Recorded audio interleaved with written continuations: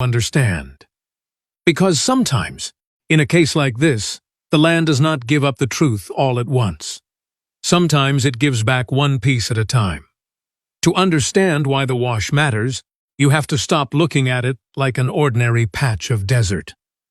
You have to look at it the way an investigator would. A wash is not just empty ground. It is a natural route. It is a drainage channel. It is a path carved by water and shaped by time.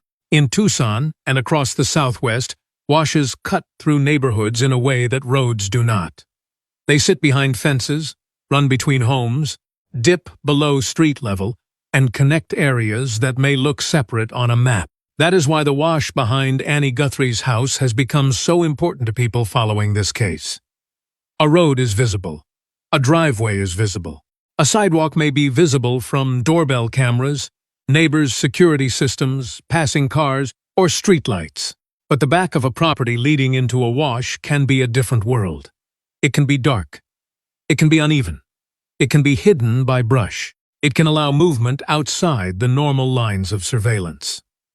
In a case where there has been no clear public footage showing Nancy leaving, a hidden route becomes a serious investigative question. The question is not whether Nancy herself walked that wash. We do not know that. The question is whether the wash could explain movement that cameras did not capture.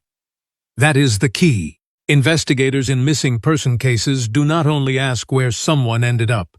They ask how that person moved. They look for routes. They look for paths that avoid cameras. They look for areas where someone could travel without being seen. They look for terrain that fits the gaps in the timeline. The wash behind Annie's house may or may not be connected, but it fits the kind of route investigators would need to consider. A wash can also move evidence. During dry periods, an item may stay in place for a long time. But when rain comes, water can rush through and carry debris down the channel.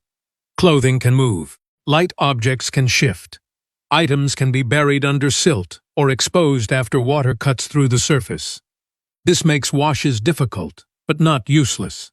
In fact, the movement of objects can sometimes help investigators. If something is found in a drainage channel, investigators can work backward. They can ask where the water flows from. They can look uphill. They can map the likely origin area. They can compare the find to the terrain. That is where the clustering becomes important. A single item of clothing